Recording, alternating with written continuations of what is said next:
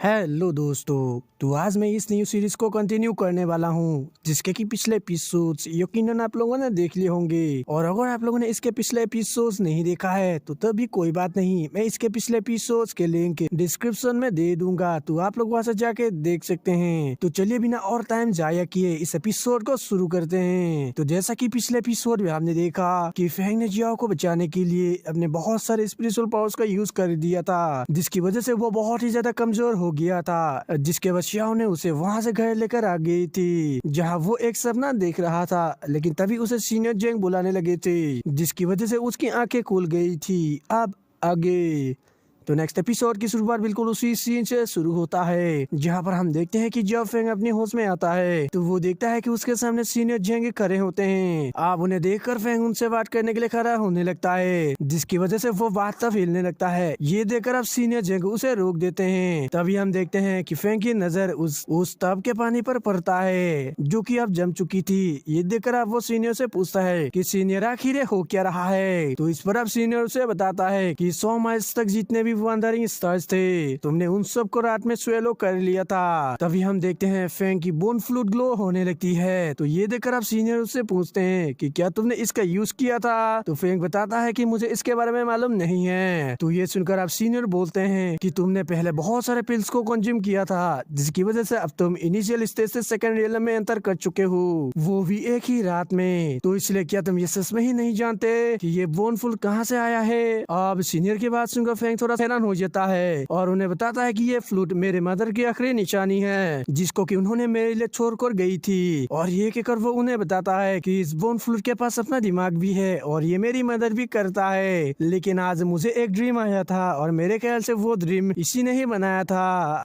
अब ये सुनकर सीनियर उससे कहते हैं कि पहले तुम मुझे ये बताओ कि आखिर में कल रात तुम्हारे साथ हुआ क्या था। अब उनकी बात सुनकर फेंग उन्हें सारी बातें बता देता है कि कल रात उसके साथ क्या क्या हुआ था, लेकिन वो हमें बताया नहीं जाता है। और ये बताने के बाद फेंग सीनियर से कहता है, सीनियर मुझे बस इतना ही मालूम था और मुझे ज्यादा मालूम नहीं है। तो ये सुनकर अब सीनियर बोलते हैं कि अच्छा, तो तुमने 2 बीज को खा लिया था, जिसमें से एक यंग पर्ल था और दूसरा इंक पर्ल था। इस पर फेंग भी कह देता है। फिर सीनियर उसे बताता है कि तुम्हें मालूम है कि जो ये इंक पर्ल है उसे बस घोस्ट कल्टीवेटर ही खा सकते हैं, जो कि साउथर्न जिंगजियान में रहते हैं, और तुम उसे नहीं खा सकते हो, तुम बस उसे एब्जॉर्ब कर सकते हो, वो भी घोस्ट कल्टीवेशन टेक्निक का यूज करके। लेकिन गधे तुमने उसे सीधा ही खा लिया, वो भी बिना कुछ सोचे समझे। क्या तुम ये सब करके मरना चाहते हो। अब सीनियर की बात सुनकर फेंग कहने लगता है, नहीं नहीं, मैं बिल्कुल भी मरना नहीं चाहता हूँ, मैं तो बस अपने आप को पावरफुल बनाना चाहता था। और ये कहकर वो सीनियर को बताता है कि उन पर्ल्स को खाने के बाद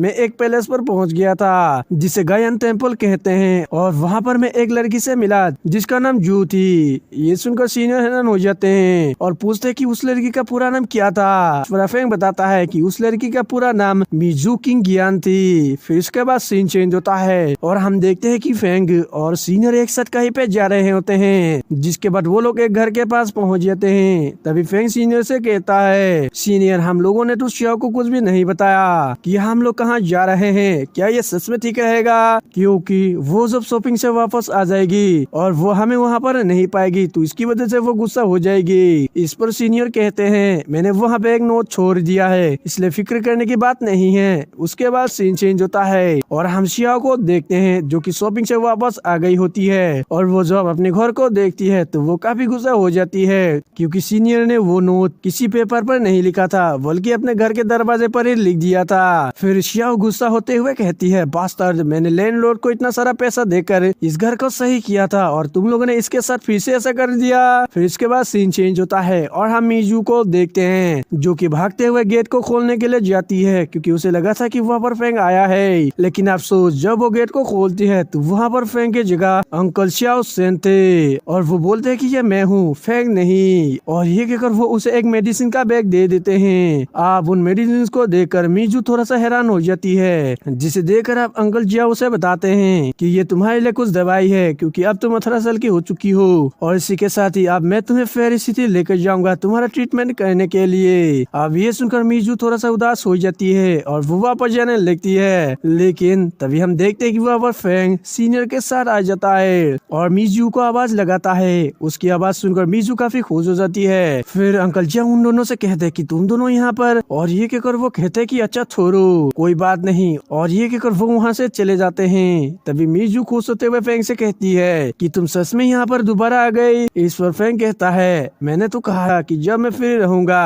तो मैं तुम्हें देखने जरूर आऊंगा। तो अब ये सुनकर सीनियर बोलते हैं कि हाँ तुम दोनों की जोड़ी सच में खूबसूरत है। ये सुनकर अब वो दोनों भी शर्माने लगते हैं। फिर सीनियर फेंग से कहते हैं कि तुम कल मरने वाले थे उस इंक पर्ल को खाने की वजह से, लेकिन तुम्हें कुछ भी नहीं हुआ क्योंकि मीजू ने तुम्हें बहुत ही रेयर एसेंस दिया है, यानी कि हीलिंग पावर एसेंस दिया है, जिसके बारे में नॉर्मल लोग सोच भी नहीं सकते हैं। और ये कहकर वो अपने हाथ में एक क्रिस्टल को फॉर्म कर लेते हैं और बताते हैं कि एक फेड स्टार जेलम का कल्टीवेटर ही अपने स्पिरिचुअल पावर्स को एसेंस में कन्वर्ट कर सकता है, जो कि कुछ भी हील कर सकता है। और साथ ही अगर तुम अपनी आखिरी सांस में भी हो तो तब भी तुम अपनी जान बचा सकते हो, और तुम्हें जितना ज्यादा एसेंस मिलेगा तुम उतना ही ज्यादा इमोर्टल रियलम के करीब पहुंच जाओगे। यहाँ पर मैं बता दूं सीनियर अभी मीजू के हीलिंग पावर एसेंस के बारे में बात कर रहे हैं, जिसको कि मीजू ने फेंग को देकर उसकी जान बचाई थी। फिर वो आगे बताते हैं कि लेकिन कुछ ऐसे भी लोग होते हैं जो कि स्पिरिट ट्रांसफर कर सकते हैं, यानी कि अपनी स्पिरिचुअल पावर्स को एसेंस में कन्वर्ट कर सकते हैं बिना फेट स्टार रियलम में एंटर किए ही, जैसे कि मीजू ने किया था। मतलब कि मीजू अभी फेट स्टार रियलम में नहीं है, लेकिन फिर भी वो अपने स्पिरिचुअल पावर्स को हीलिंग एसेंस में कन्वर्ट कर सकती है। और ये कहकर वो मीजू से कहते हैं कि तुम्हारे जैसे कर पाने वाली तुमसे पहले एक और लड़की थी जिसका नाम फुयाओ थी, जो कि लुजिया माउंटेन की लॉर्ड थी। फिर वो आगे बताते हैं कि जब वो लिंगुई को सरप्राइज करने वाली थी तो तब वो मुश्किल से रोशनी को देख पाती थी, क्योंकि स्पिरिट का जन्म तभी होता है जब वो लाइट से मिलता है, और इस प्रोसेस से उसकी बॉडी डिस्ट्रॉय हो जाएगी,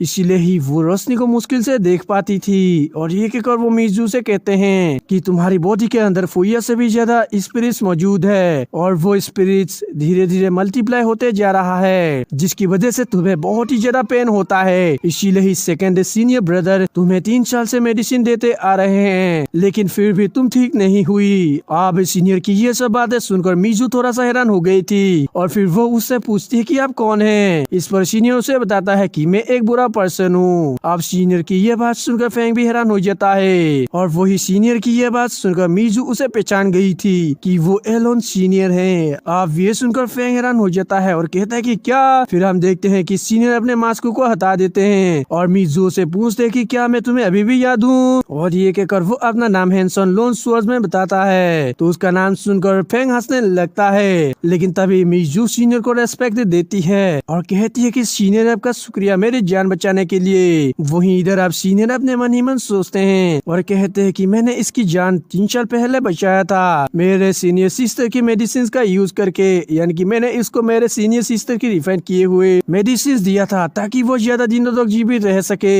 लेकिन अब ऐसा लग रहा है कि उस मेडिसिन का असर कम हो रहा है। और ये कहकर वो जब उसे देखता है तो वो थोड़ा सा हैरान हो जाता है, क्योंकि मीजू की कंडीशन पहले से बहुत ही बेहतर हो गई थी। इस पर मीजू भी हाँ कह देती है और बताती है कि फेंग नहीं मेरी मदद की है मुझे ठीक करने, जिसकी वजह से मैं अभी पहले से भी बेहतर हूँ। फिर इसके बाद सीन चेंज होता है और हम थोड़ी देर बाद का सीन देखते हैं, जहाँ पर हम देखते हैं कि सीनियर फेंग को उसका बोन फ्लूइड यूज करके मीजू को चेक करने को कहते हैं। तो ये सुनकर आप फेंग भी तुरंत ही अपने बोन फ्लूइड का यूज करने लगता है और मीजू को चेक करने लगता है, जहाँ वो अपनी स्पिरिचुअल एनर्जी मीजू के अंदर ट्रांसफर करने लगता है, जिसकी वजह से हम देखते हैं कि फेंग मीजू के स्पिरिचुअल वर्ल्ड में पहुंच जाता है। जहाँ पर पहुंचने के बाद वो इधर उधर देखने लगता है, जहाँ उसे बहुत सारे रेड स्पिरिचुअल बॉल्स दिखाई पड़ती है, और उन्हीं में से एक रेड स्पिरिट बॉल को वो छूकर देखता है, जिसकी वजह से बाहर मीजू को काफी पेन हो रहा होता है। और ये बात फेंग भी समझ पाता है, इसलिए वो उससे कहता है कि तुम फिक्र मत करो, मैं देखता हूँ कि मैं तुम्हारी मदद कर सकता हूँ कि नहीं। और ये कहकर वो अपने बोन फ्लूइड का यूज करने लगता है और उस बोन फ्लूइड से एक एनर्जी बॉल मीजू के बॉडी के अंदर भेज देता है, जो कि सीधा ही जाकर मीजू के स्पिरिचुअल वर्ल्ड में पहुंच जाता है, यानी कि फेंग के पास पहुंच जाता है। जिसके बाद फेंग उन रेड एनर्जी बॉल्स को काउंट करता है। यहाँ पर मैं बता दूं वो रेड एनर्जी बॉल्स असल में स्पिरिट वाटर ड्रॉप्स हैं। अब उन सब को काउंट करने के बाद फेंग सभी को बताता है कि मीजू के बॉडी के अंदर टोटल 43 स्पिरिट वाटर ड्रॉप्स मौजूद है। अब ये सुनकर सीनियर थोड़ा सा परेशान होते हुए कहते हैं कि इसीलिए ही मैंने कहा था कि इसकी सोल अनस्टेबल है, जिसकी वजह से इसकी सोल स्प्रेड होता जा रहा है टाइम टू टाइम। फिर फेंग मिजू से कहता है कि तुम यहाँ पर 3 साल से हो और तुमने 36 महीनों तक मेडिसिन लिया है और 1 महीने में एक ही स्पिरिट वाटर ड्रॉप अपीयर हो रहा है। फिर इसके बाद सीन चेंज होता है और हम मिजू के स्पिरिट वर्ल्ड का सीन देखते हैं जहाँ पर फेंग उसी बोन फ्रूट का यूज करने लगता है। और दोस्तों इसके साथ एपिसोड खत्म हो जाता है।